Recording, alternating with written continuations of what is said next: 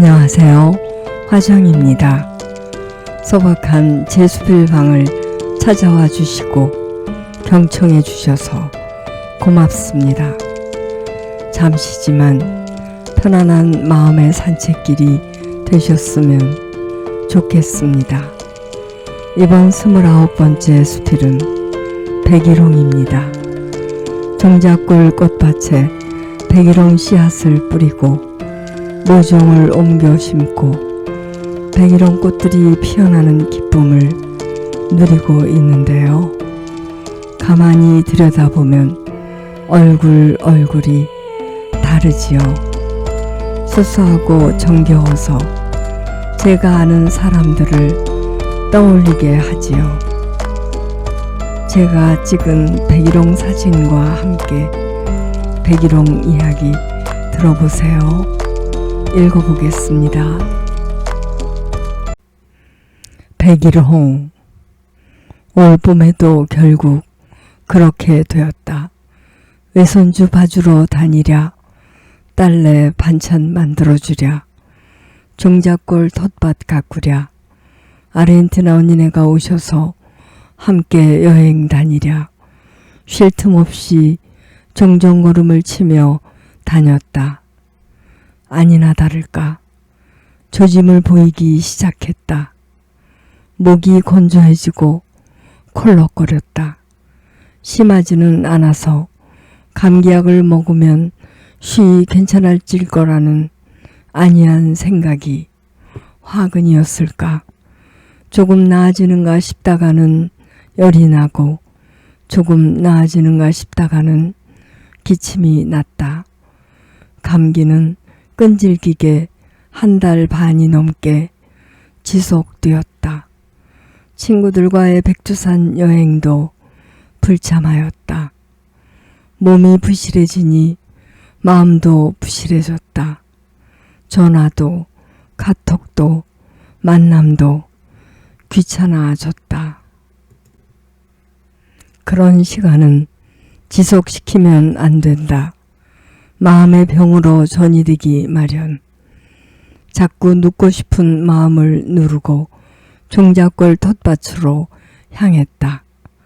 의욕이 없고 기운이 없을 때 혹은 아플 때라도 비지땀을 흘려 몸을 부리면 기분 전환이 되고는 했다.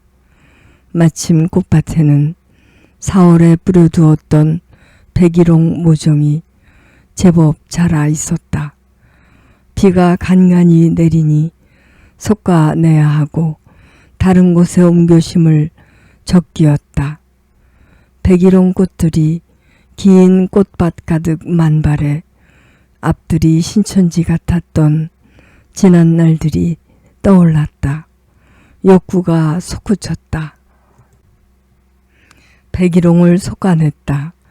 텃밭 울타리 안쪽을 말끔하게 정리하고 모종을 정성껏 심었다. 죽어가는 단풍나무를 베어내 서쪽 하늘과 바람이 널찍하게 들어선 앞들 끝자락에도 모종을 심었다.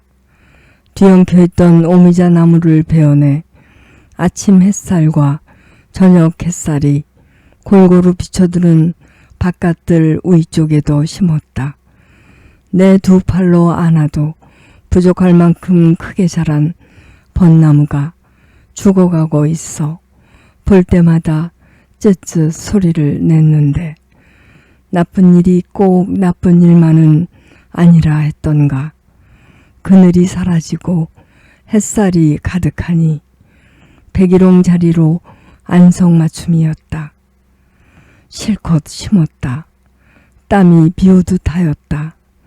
몸이 가뿐해졌다. 신기한 일이었다.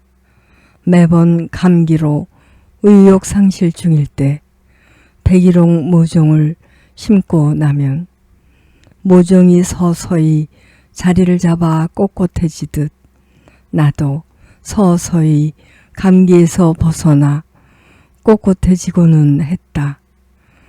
백일홍이 활짝 피어나는 날에는 나도 기운차게 활짝 피어나고는 했다. 이번에도 땀 흘려 일하는 동안 감기에서 벗어날 것이라는 확신이 들었다. 백일홍은 내게 명약일까? 백일홍과의 첫 만남은 꽤 인상적이었다.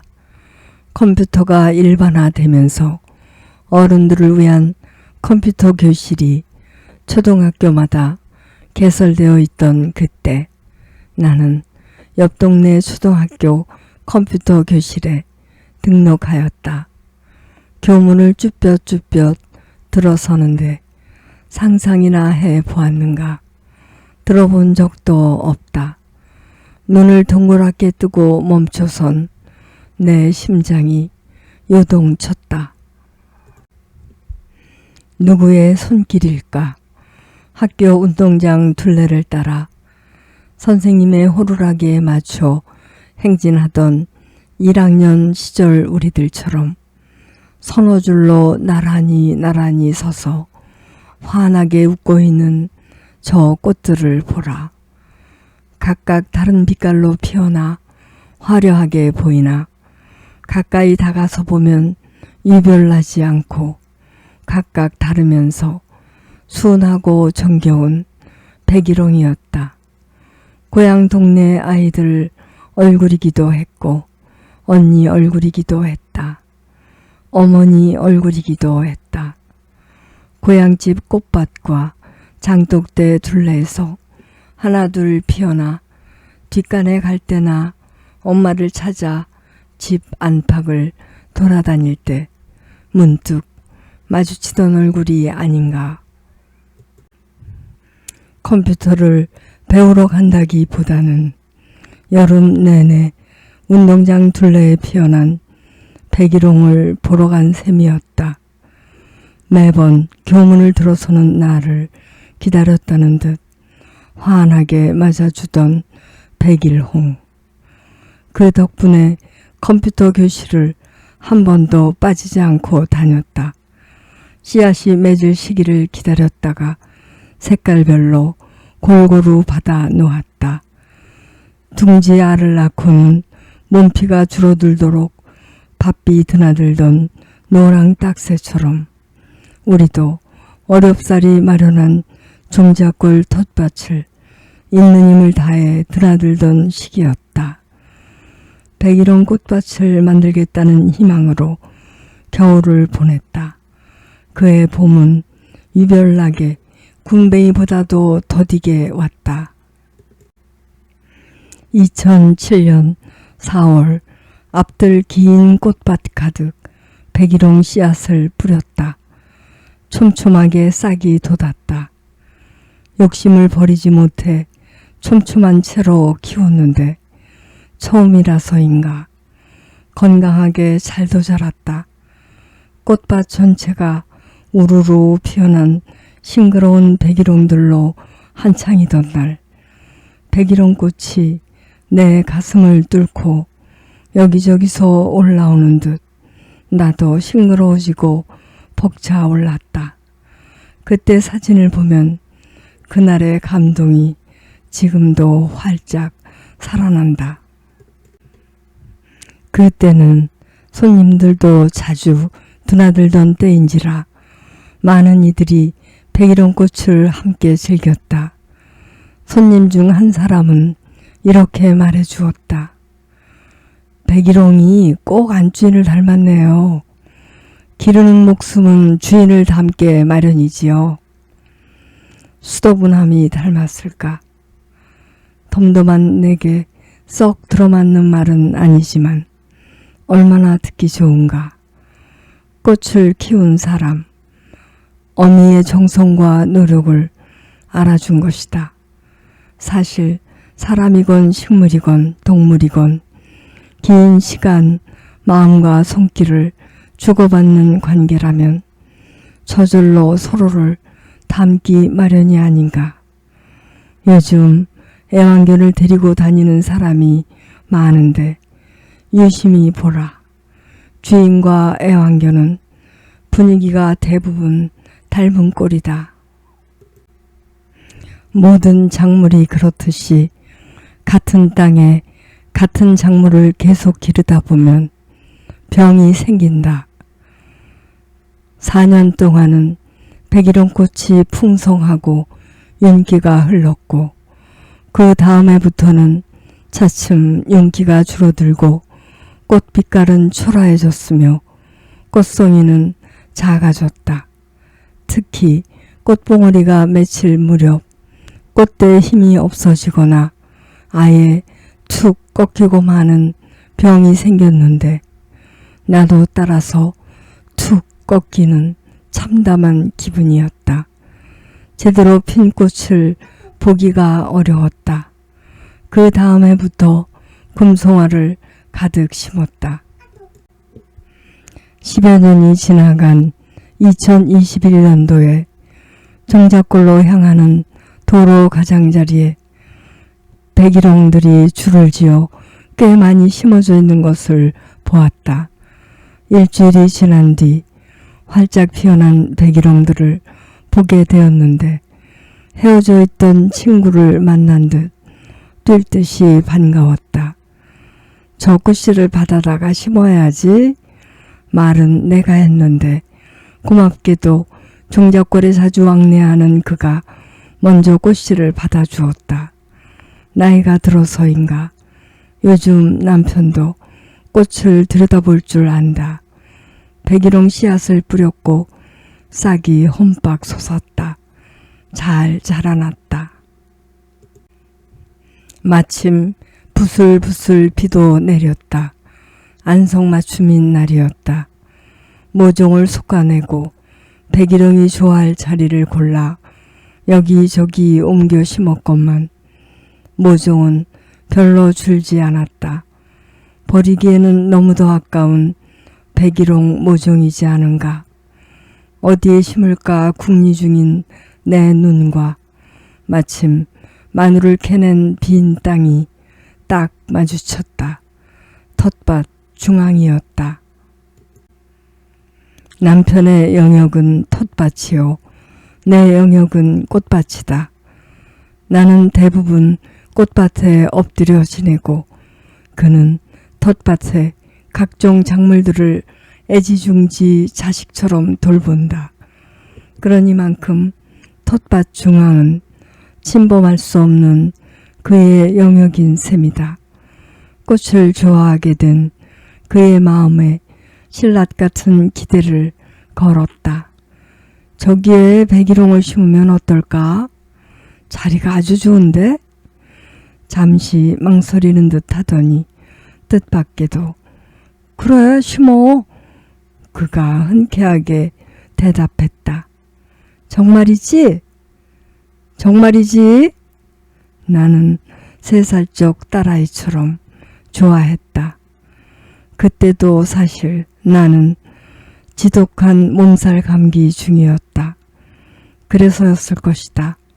아프다고 여러 날을 시름시름 하던 아내가 신이 나서 백일홍 모종을 정신없이 심는 모습에 남편으로서 힘을 보태주고 싶었을 것이다. 아프다는 말은 거짓이었을까? 어디서 그런 힘이 나오는 걸까? 그래 심어. 그 말을 듣는 순간 내 가슴이 방앗간에 방아 돌아가는 소리처럼 쿵쾅거렸다. 내 몸 구석구석 연결된 피대가 윙윙 소리를 내며 돌아갔다. 힘이 솟구쳐 신이 나서 날아다니듯 나는 백일홍 모종을 흥얼거리며 실컷 심었다. 역시 그날 이후로 마술처럼 나는 감기에서 벗어나 백일홍 모종이 뿌리를 내리듯 꼿꼿해졌다. 연노랑빛 백일홍으로 피어나 파란 하늘을 마주하는 심정으로 살랑거리며 살았다. 백일홍은 분명 내게 명약이었다. 6월 말에 심은 모종이 자라 2주일 만인 7월 12일 드디어 백일홍들이 저마다 한두 송이씩 싱그러운 꽃송이를 피워냈다. 저마다 한두 송이씩 100여 송이가 넘는다. 빨강, 분홍, 주홍, 노랑, 연노랑, 흰색 등 다양한 빛깔이다. 얄쌍하게 생긴 헛꽃이 있고 부잣집 맏며느리처럼 생긴 겹꽃도 있다. 암술과 수술을 들여다보면 다양한 색실로 술을 놓은 듯 빛깔과 모양새가 각기 다르고 아기자기하고 고와서 눈을 뗄 수가 없다. 무엇을 하든 일부러 그 앞을 지나가는데 꽃과 얼굴을 마주하며 참 이쁘게도 피었구나 라고 칭찬을 하게 된다. 그럴 때 꽃들이 유별나게 환하게 웃는다고 내가 말한다면 10명 중 1명은 분명 고개를 끄덕일 것이다. 백일홍에 대한 다음과 같은 산문시를 남겼다. 백일홍, 화정. 백일홍, 백일홍, 백일홍마다 빛깔이 다르고 암술과 수술이 다르고 꽃잎 수가 달라. 얼굴이 제각각이네. 표정이 제각각이네. 몸피가 다르고 목선이 달라. 바라보는 곳이 제각각이네. 서 있는 모습이 제각각이네. 피어난 시간이 서로 달라. 싱그러움 제각각이어도 다정함과 수수함과 정겨움은 한결같아서 내 어머니 거기 계시네. 언니들 저기 보이네. 친구들 여기저기 얼굴 내미네. 고향 옥골마을 정주도 있고 영란이도 보이네. 잊은 줄 알았던 얼굴도 가끔 끼어 있네. 다음 주면 백일홍이 수백 송이로 늘어날 것이다. 혼자 보기는 아깝다. 둘이 보기도 아깝다. 유붕자원 박내 불욕라코라. 벗이 멀리서 찾아주니 또한 즐겁지 아니한가. 바쁜 세상이라 백일홍 구경하러 오라고는 못하고 무작정 기다림만 끌어안게 될 것이다. 이슬이 마르기 전 이른 아침 나절이나 노을이 서쪽 하늘을 주홍빛과 붉은 빛으로 물들일 때나 아니면 부드러운 산바람이 살며시 다가와 귓가를 간지르는 어스름 저녁 무렵에 백일홍 곁에 선다면, 함께 바라보는 이 있다면 눈빛은 얼마나 부드러워질 것인가. 물든 가슴은 얼마나 일렁댈 것인가.